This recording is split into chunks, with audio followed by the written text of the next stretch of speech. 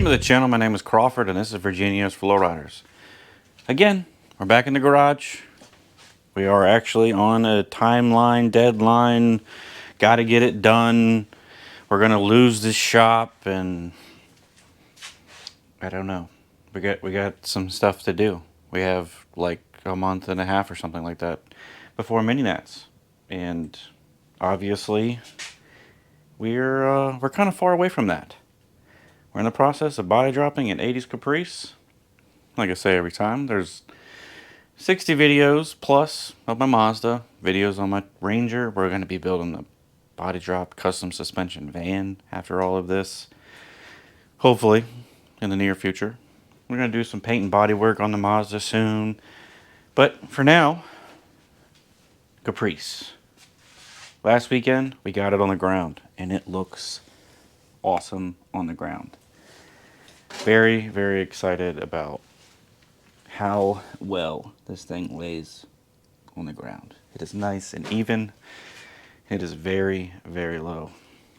Lower than my Mazda by a little bit, which is surprising. I didn't cut the pinch weld off the Mazda. I also didn't cut the pinch weld off this. But between the two, this one wins the low contest for now. This weekend, we need to get the hydraulics going again. Last night, I cleaned the trunk up a little bit. We still got to make those sheet metal fillers here and change some stuff around, but put the batteries back in place. I didn't wire them up yet. Previously, I had the wiring harness for the switch box going through the dashboard, and that's how it's been for 5 years. I've never taken the dash out. When I took the dash out, I didn't want to unwire every switch. So I just cut the harness in half, and today we're going to start off by putting a Deutsch connector on that to make it removable. Last night I pulled it off of the dashboard. I got it here on the bench. So we need to put a Deutsch connector on the end of this guy and get this wired back in, wire the batteries back up, raise the car with the hydraulics so we can put jack stands back under it, because getting a car that doesn't go up and down off the ground when the body and frame are laying flat on the ground, it's time consuming. Way more time consuming than hooking all that stuff back up. So we're going to start with that. We're just going to see how the weekend takes us. I don't have a whole lot of time to work on it this weekend. I got some stuff to do on Sunday, so we got like a day and a half to get some stuff done. We'll see what we can do. We got pretty far on a day and a half last weekend. I at least want to get it in the air, which is a big feat, and finish the front frame horns. We'll finish the front frame horns and then we'll go from there. Maybe we'll work on the interior pieces that for whatever reason I keep putting off. That's a good starting point. But I appreciate y'all watching. If you've never been here before, we upload every single Sunday. There's always something going on. We're always working on something and getting something done in the garage. So maybe subscribe and check out all the other videos. Alright, crash course in Deutsch connectors. I have yet to see any difference between a legit one from some legit website that costs a whole lot of money and the Chinese stuff. I think that they all use the same molds, or at least they are very, very similar. I got two different Chinese kits here, and if I can find the opposing end, which I probably should have figured this out beforehand. Two different kits, and they snap together, and they are weather tight. That is the biggest advantage over these versus most other connectors, is this is a weather tight connection, and you don't ever have to worry about it.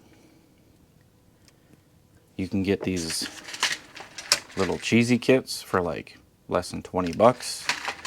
You can buy the one pair of pliers that you need, or crimpers, whatever you want to consider these, for like $8, or you can buy an entire kit that does all of them for $30 or whatever it is.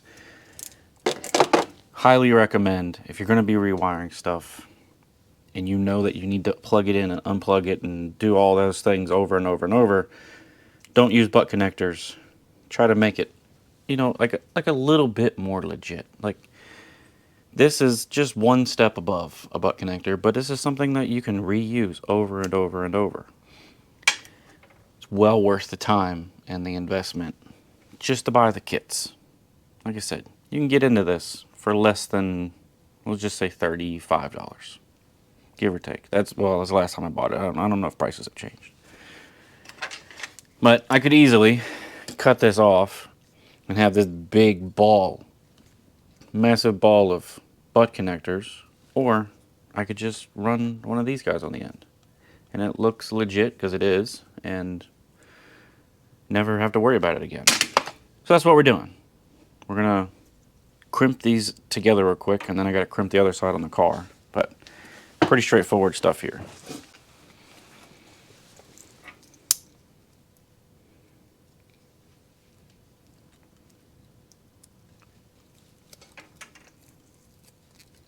I know that, like, wiring is intimidating. This is the most simplest form that you can do of any kind of wiring. It's just putting these ends on. And if you're a butt connector guy, which I'll admit, I was a butt connector guy for a lot of years, and then I moved to solder and then made everything permanent. Permanent kind of sucks, because you have to cut it back off if you ever decide if you ever decided to change your mind. So we don't need black, white, or brown. But again, these kits are super, super simple. Black, white, and brown are getting removed. No point in wasting a connector on any of that.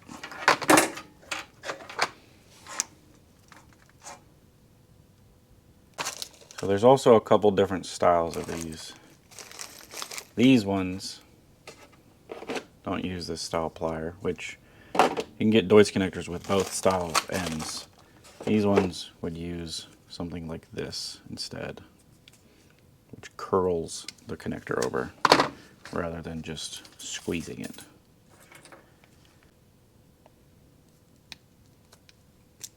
My camera sucks at close-up stuff, but we'll see if it actually tries to focus in on this. And that's it. Really straightforward. And that connection's not going to come off. And it will be weatherproof. Again, there are high-end versions of this. Like, you could spend a lot of money doing this exact same thing. I have had some of these Chinese connectors on stuff. Like, all my vehicles sit outside, because obviously my garage isn't big enough to put a car in, but I've had some of these Chinese connectors on stuff for years and years and years without any issues ever coming from these connectors. And they don't allow the corrosion like a normal butt connector would. So basically, if I can put one of these on there, I usually will. All of these are labeled. Just make sure you remember your colors. They have a 1 through 6 on the back of this. Push them through until they lock. This part, extremely straightforward. Got little pins in there that need to be kept in place. Uh-oh. Helps if I grab the right size. There's so many options here.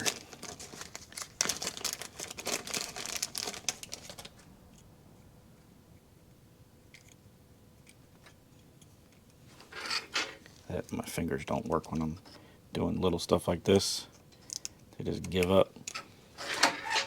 It snaps in there, keeps everything in place where it can't come apart. And then we move on to the car side.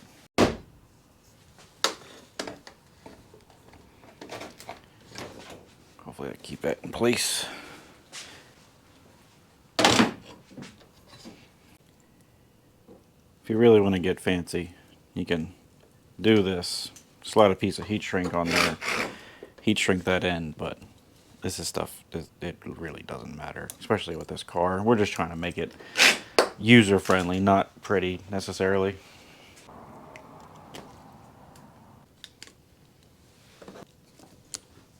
Gasket on.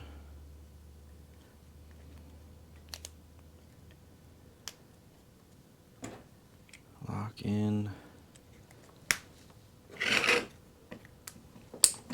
That's it. Now, this is the exact scenario that I was talking about. So I have to run that through the dashboard just like that. Plug that in.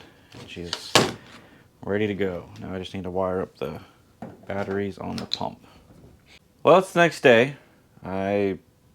It's been rough. I don't know if y'all, this seasonal allergy thing has been beating me up. I feel like a zombie here lately.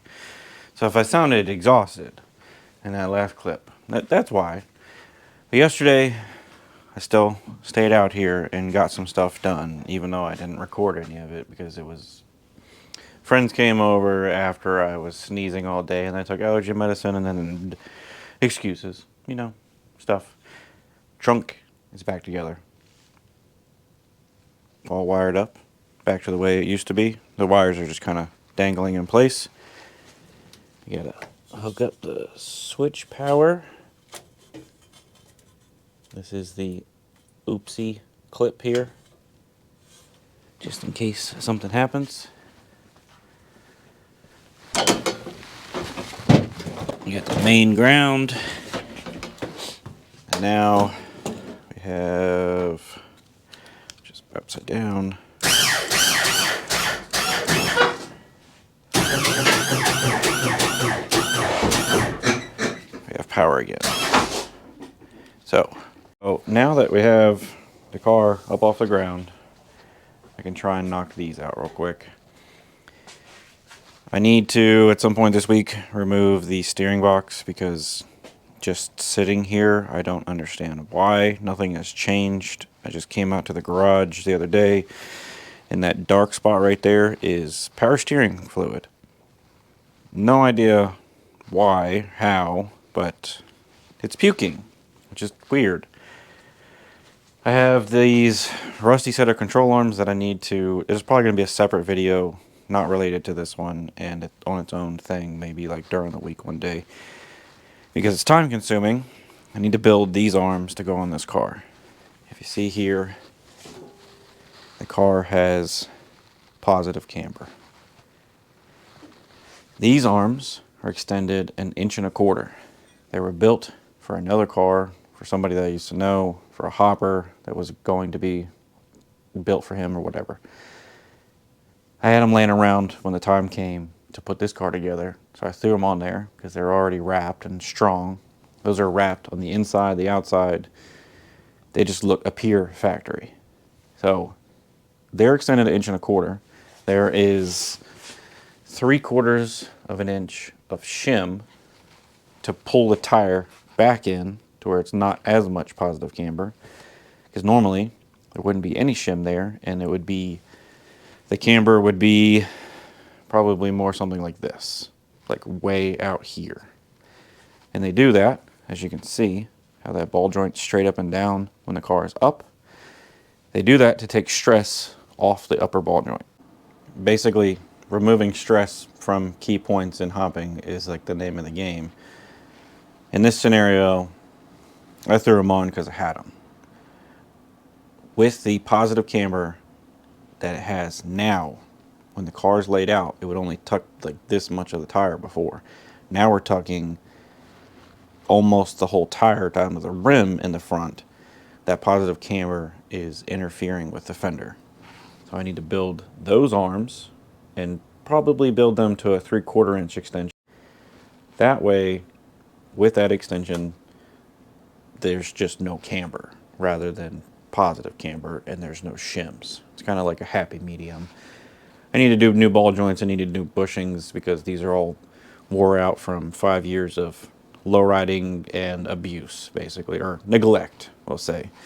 So I guess be on the lookout for that video. I'm gonna try and do it during the week, this week, next week sometime, because I need to take the entire front end apart, do all of the ball joints, bushings, brakes, and all those things that I had mentioned before, And now we need to take the steering box off, which is a whole nother thing that I didn't expect to do, and I don't understand. The prices on those things have gone crazy. They used to be like 75 bucks.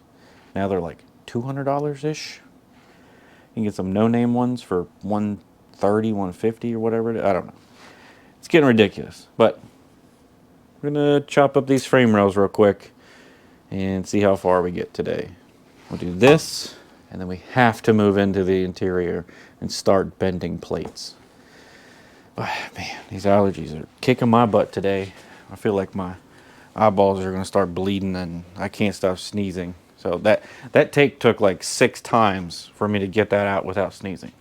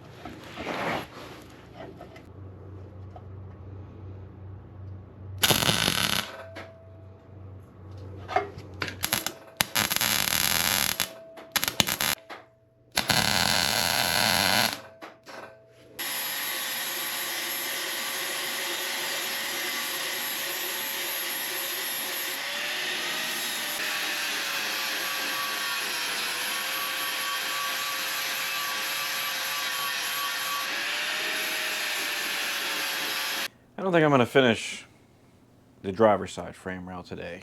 I am getting tired of kneeling down and grinding, and my garage is covered in grinding dust now. But we have what appears to be a totally normal frame rail at first glance, unless you knew what this looked like.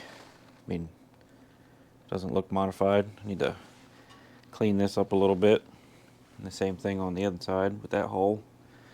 But outside of that, looks pretty good. And then, of course, we gotta finish that one up. But yeah, I'm digging the way this is coming out so far. We're gonna jump into the inside, see if we can make some templates real quick. I made templates like 2 weeks ago, and I think they just got picked up with all the other cardboard that's laying around here that's in little tiny shapes like the templates I make for everything else, and I threw them away. Pretty sure that's what happened. So I'll make up some new ones. Try and use the metal brake before the end of the day.